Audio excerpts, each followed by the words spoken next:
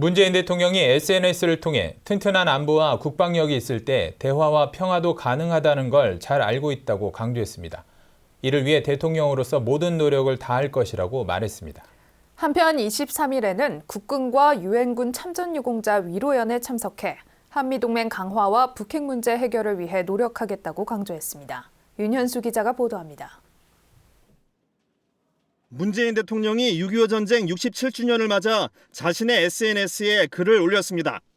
문 대통령은 강하고 튼튼한 안보와 국방력이 있을 때 대화와 평화도 가능하다는 걸 잘 알고 있다고 강조했습니다.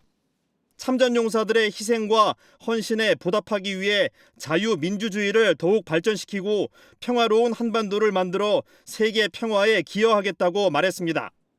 6.25 전쟁은 아픈 역사로 분단의 상처와 이산가족의 아픔은 계속되고 있다며 그럼에도 우리는 앞으로 나가야 한다고 말했습니다. 특히 28일로 예정된 한미 정상회담을 언급하며 한미 동맹 강화와 북핵 문제 해결을 위해 트럼프 대통령과 머리를 맞대겠다고 강조했습니다. 한편 23일엔 국군과 유엔군 참전 용사들을 만나 고마움을 전했습니다. 문 대통령은 참전 용사들의 투혼 위에 대한민국이 서 있다며 한 분 한 분이 자랑이고 역사라고 표현했습니다.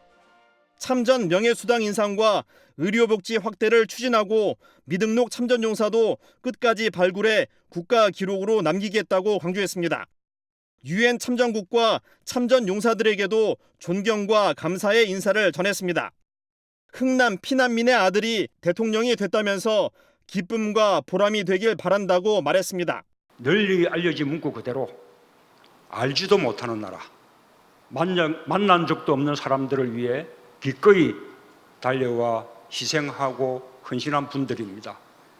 저는 대한민국을 대표해 유엔 참전국가 참전 용사들께 특별한 존경과 감사의 인사를 전합니다. 북한의 지속적인 도발에 대해서는 규탄받아 마땅한 일이라고 비판했습니다. 확고한 한미동맹과 압도적인 국방력으로 국가 안보를 지키겠다고 말했습니다. 다만 북한과 대화의 문은 열어두겠다고 밝혔습니다. 대화와 협력으로 만드는 평화가 지속 가능한 평화가 될 것이기 때문이라며 지원을 당부했습니다. 참전용사 여러분께서 안보 대통령의 지원군이자 평화 대통령의 든든한 벗이 되어주신다면 한반도의 평화와 번영이 좀 더 앞당겨질 것입니다. 6.25 전쟁 67주년을 맞아 국내외 참전용사들과 유엔 참전국에 고마움을 전한 문 대통령.